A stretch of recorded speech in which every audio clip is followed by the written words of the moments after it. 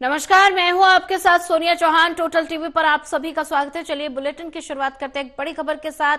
किसानों के समर्थन में आज निकलेगा ट्रैक्टर मार्च। देश भर में ट्रैक्टर मार्च करेंगे किसान, पंजाब में नहीं। और हरियाणा पुलिस प्रशासन ने कड़े इंतजाम किए। 18 दिसंबर को रेल रोको अभियान। किसानों के समर्थन में आज निकलेगा ट्रैक्टर मार्च। देश भर में ट्रैक्टर मार्च करेंगे किसान, पंजाब में नहीं।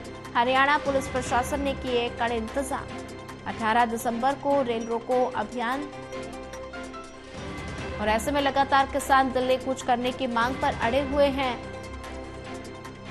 और किसानों को दिल्ली नहीं जाने दिया जा रहा है। और इसी को लेकर किसानों के समर्थन में आज ट्रैक्टर मार्च निकाला जाएगा। देश भर में ट्रैक्टर मार्च करेंगे किसान, पंजाब में नहीं होगा क्योंकि पंजाब में किसान लगातार धरने पर बैठे हुए हैं। तो ऐसे में पंजाब में ट्रैक्टर मार्च नहीं होगा। हरियाणा पुलिस प्रशासन ने कड़े इंतजाम कर दिए हैं। 18 दिसंबर को रेल रोको अभियान की शुरुआत भी करेंगे। और वहीं इसी पर ज्यादा जानकारी साझा करने के लिए हमारे साथ एसोसिएट एडिटर देवेंद्र कथुरिया जुड़ चुके हैं। देवेंद्र जी, किसानों के समर्थन में आज ट्रैक्टर मार्च निकलेगा। देश भर में ट्रैक्टर मार्च करेंगे किसान और साथ ही लगातार किसान जो है वो दिल्ली कूच करने की मांग पर अड़े हुए हैं, लेकिन किसानों को दिल्ली नहीं जाने दिया जा रहा। इसी को देखते हुए देश भर में किसान आज ट्रैक्टर मार्च की रणनीति अपना रहे हैं। सोनिया, आज 16 दिसंबर का ट्रैक्टर मार्च दरअसल किसानों की रणनीति का एक हिस्सा है। दरअसल धरने पे सिर्फ अभी पंजाब के किसान बैठे हैं, खनौरी बॉर्डर पर और शंभू बॉर्डर पर। चूंकि किसानों की मांग नहीं मानी जा रही, सरकार ने वायदा किया था जब 13 महीने का आंदोलन चला था, तो उसके बाद चूंकि पंजाब वाले किसान ही हमेशा आंदोलन में दूसरी बार भी अब आगे हैं, लेकिन बाकी जगह के किसान जो बाकी राज्य हैं उनके किसान पंजाब के किसानों के समर्थन में कि सरकार बातचीत करे, मांगे पूरी करे, दबाव बनाने के लिए और उनके समर्थन के लिए निकाले जा रहे हैं। पंजाब में ट्रैक्टर मार्च इसलिए निकाला जाएगा, जो लड़ने वाले हैं, फ्रंट लाइनर्स हैं, जो आंदोलन को अच्छी तरीके से चला लेते हैं, वो लोग धरने पर बैठे हैं और 10 महीने पूरे हो गए 2 दिन पहले इस धरने को भी। तो किसानों के समर्थन में बाकी राज्यों के किसान जो हैं कि हम भी इनके समर्थन में इनके साथ हैं, भले ही वो आंदोलन का हिस्सा अभी नहीं है, लेकिन समर्थन में और ये कहने के लिए कि इनकी मांगे जायज है, किसानों की मांगे मानी जाए। तो आज 16 मार्च को हरियाणा में भी किसान ट्रैक्टर मार्च निकालेंगे। पानीपत की भी बात है, पानीपत में डाहर टोल प्लाजा है, पानीपत रोहतक रोड पर डाहर टोल प्लाजा से ट्रैक्टर चलाकर ये लोग करीब 8-10 किलोमीटर आगे इसराना कस्बा है, इसराना विधानसभा क्षेत्र भी है, इसराना में एसडीएम को ज्ञापन देंगे और बाकी जगह भी मार्च निकालकर डीसी या एसडीएम को ज्ञापन देने की बात कही जा रही है। जी देवेंद्र कथुरिया जी, अगर बात की जाए तो ट्रैक्टर मार्च तो आज किसान कर ही रहे हैं और ऐसे में 18 दिसंबर को रेल रोको अभियान पे किसानों की तरफ से चलाया जाएगा।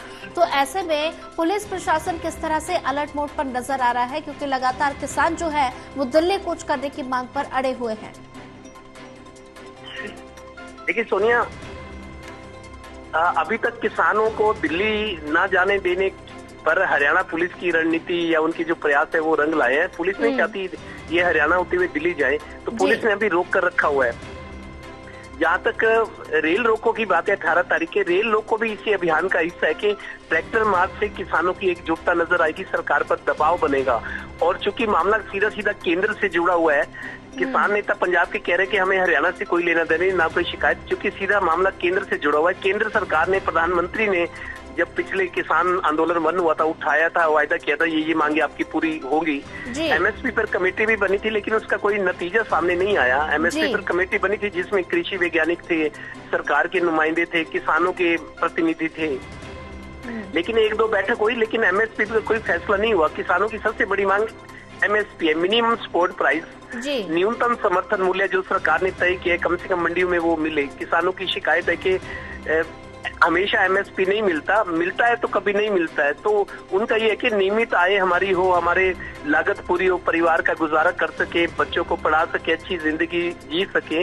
इस वजह से हमारी भी स्वामीनाथन आयोग की जो रिपोर्ट में बातें थी उसको लागू किया जाए, एमएसपी दी जाए, किसानों के कर्जे माफ हों, जो कुछ केस दर्ज हुए थे पिछले आंदोलन में वो खत्म हो। आजकल जमीनों गवर्नमेंट के प्रोजेक्ट्स के लिए हाईवेज बनने, बड़े बड़े डैम बनने हैं, सरकारी बिल्डिंगे, अस्पताल बनने हैं, तो उसके लिए जो किसानों की जमीन ली जाती है उस जमीन का मुआवजा भी ठीक से नहीं मिलता। जो मार्केट वैल्यू होती है उससे कम सरकार तय करती है कि कितना देना है। तो इस बात पर वो लिटिगेशन है, वो कोर्ट में चले जाते हैं कि मुआवजा ले तो लेते हैं लेकिन कम है।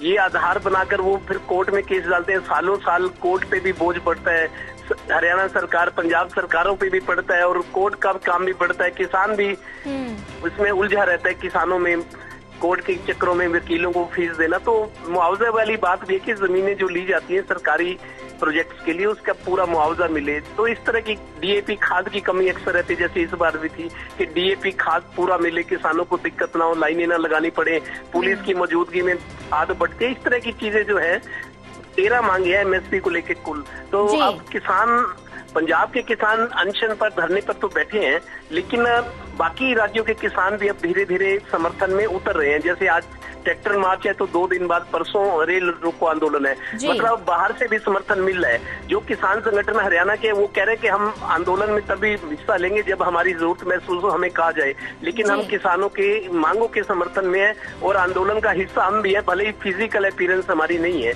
तो कुल मिला के सरकार पर दबाव बनाने की रणनीति, और दबाव बढ़ेगा भी सही।